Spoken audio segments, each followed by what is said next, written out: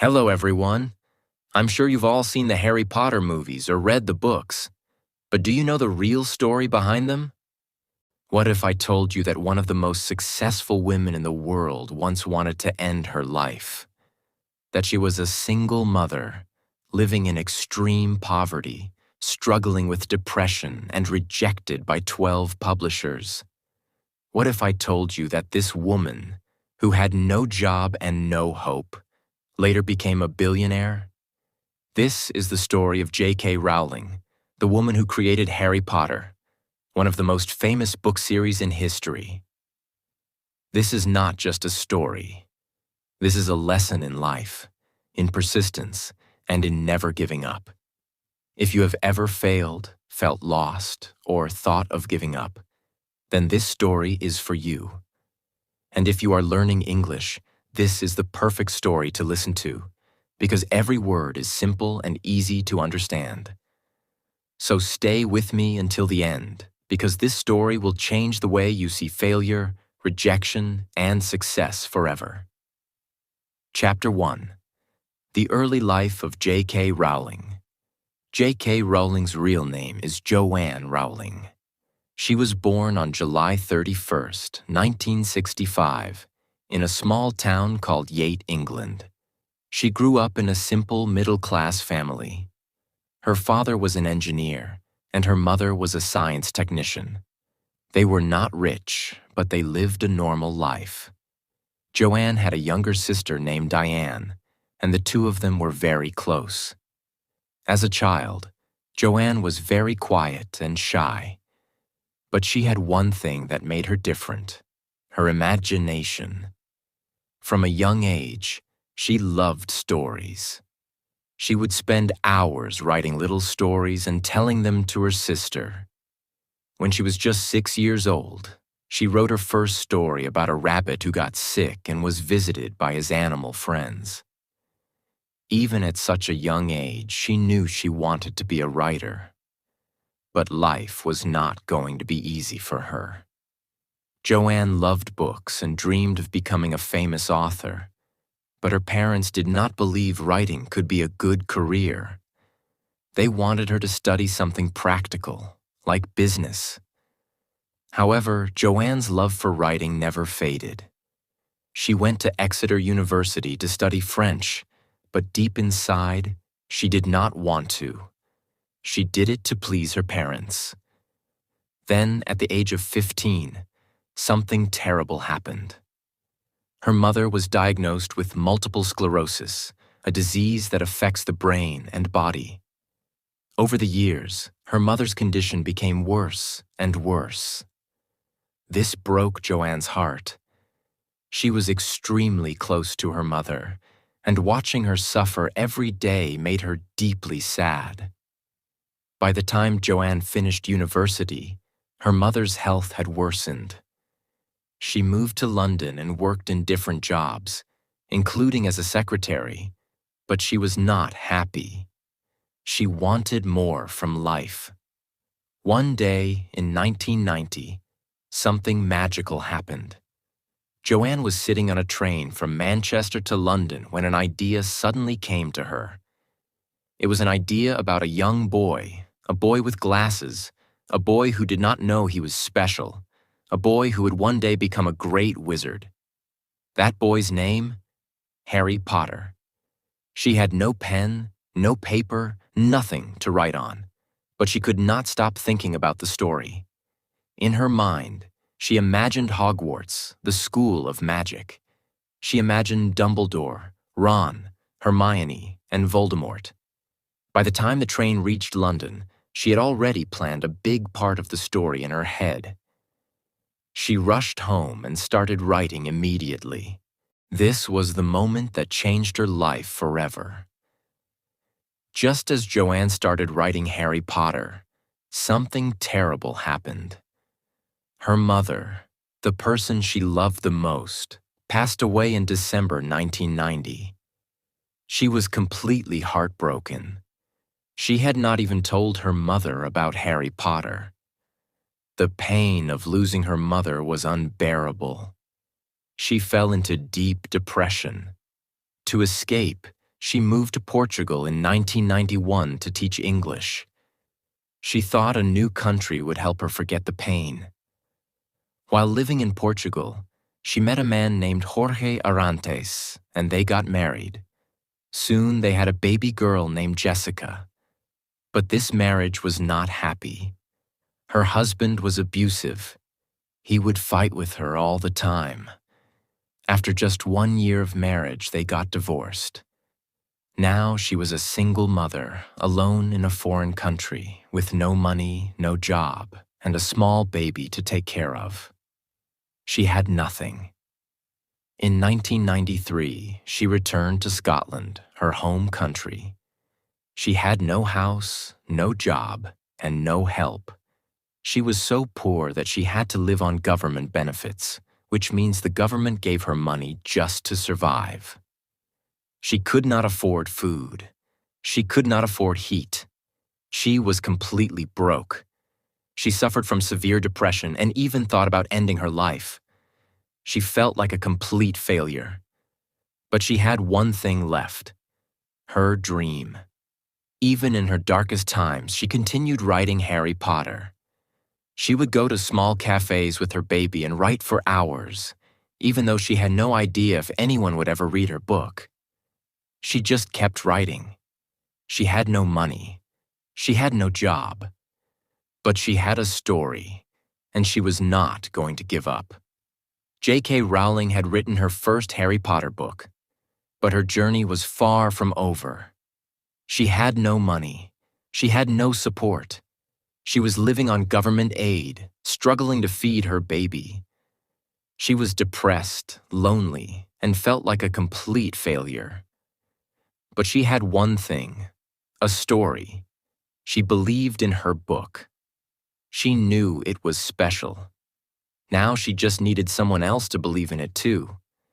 She started sending her manuscript to different publishers. She believed it wouldn't take long. After all, she had worked so hard, and she had a great story.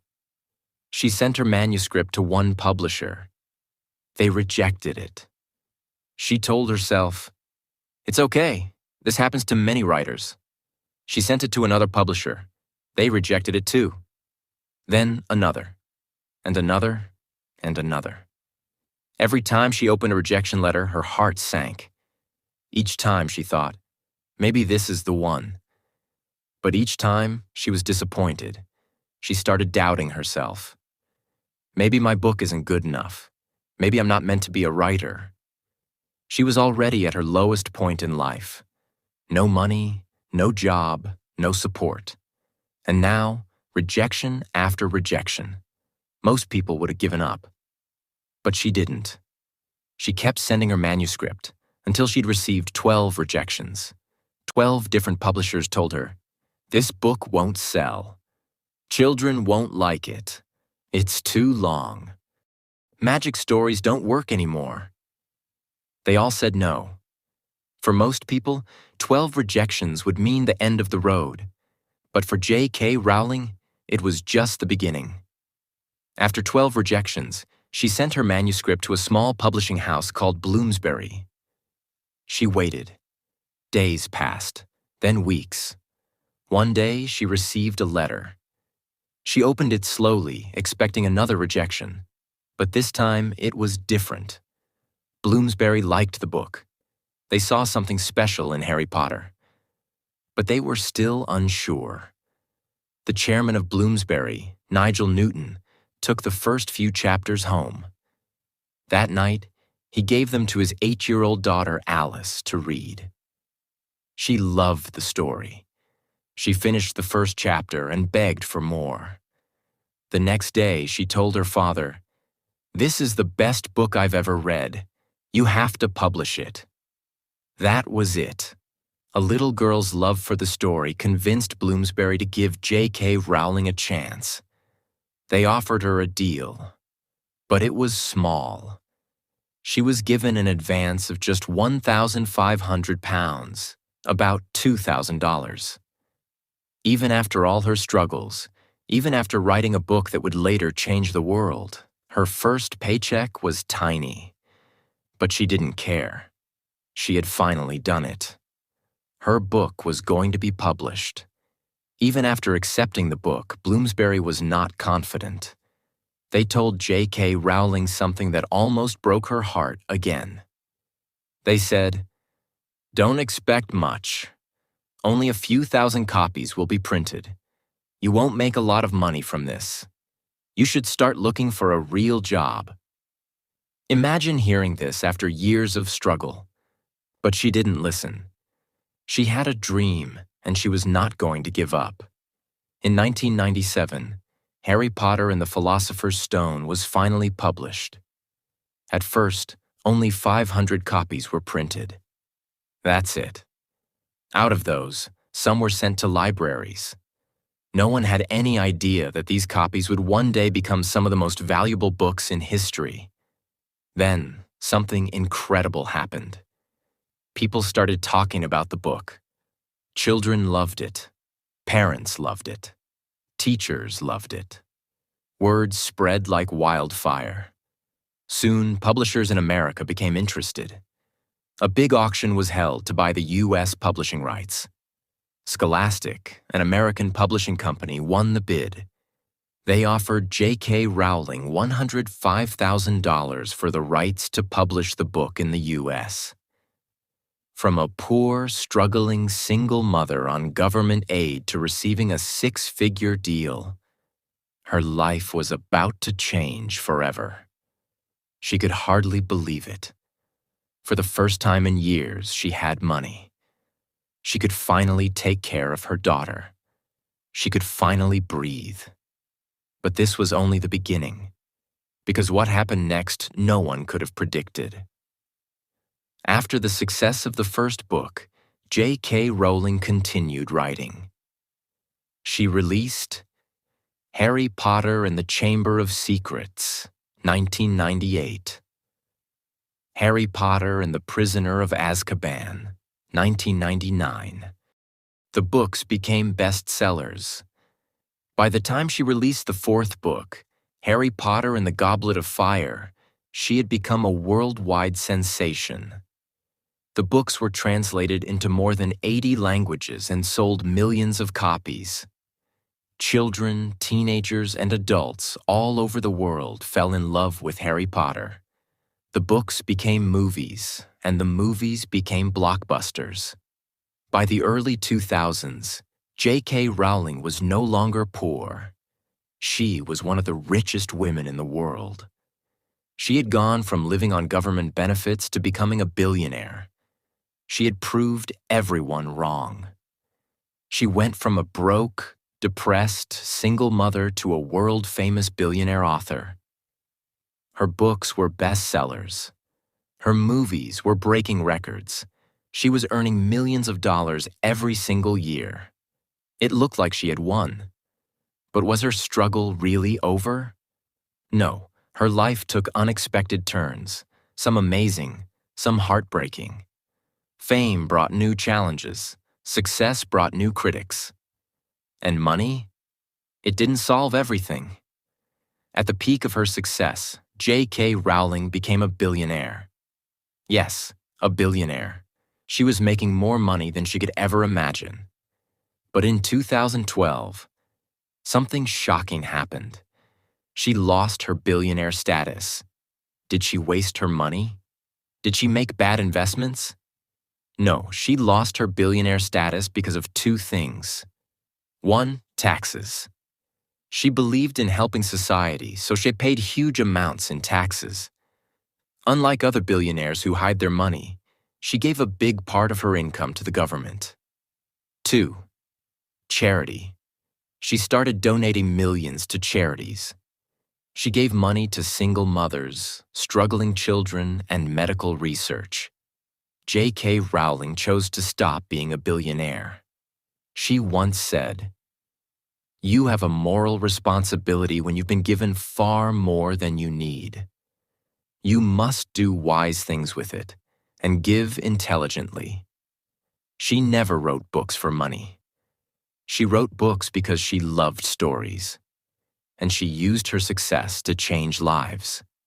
But even after all the good she did, She was about to face the biggest challenge of her life. For years, J.K. Rowling was loved by everyone. She was known as the woman who inspired millions with her story. But then, something happened.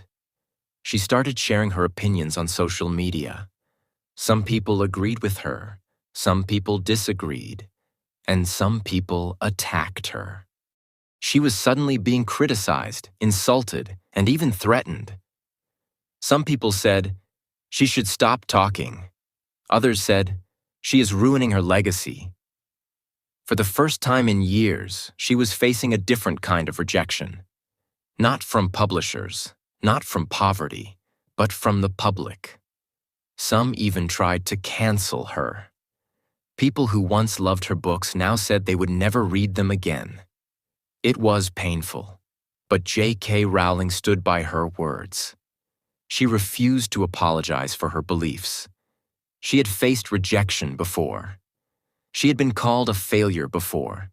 She had been told she was worthless before. But she never stopped. This time was no different. She kept writing. She kept working. Because she knew who she was. She had fought poverty, depression, and rejection. She had survived worse. And she was not going to stop now. After Harry Potter, people wondered, will J.K. Rowling ever write another book? For a while, she stayed silent.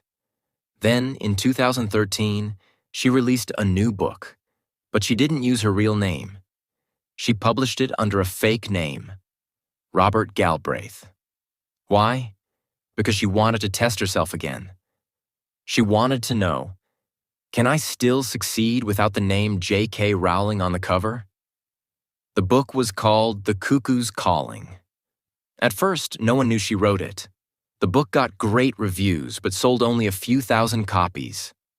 Then, after a few months, the truth came out. J.K. Rowling was the real author. Within hours, the book became a bestseller. She proved that she wasn't just famous because of Harry Potter. She was a real writer.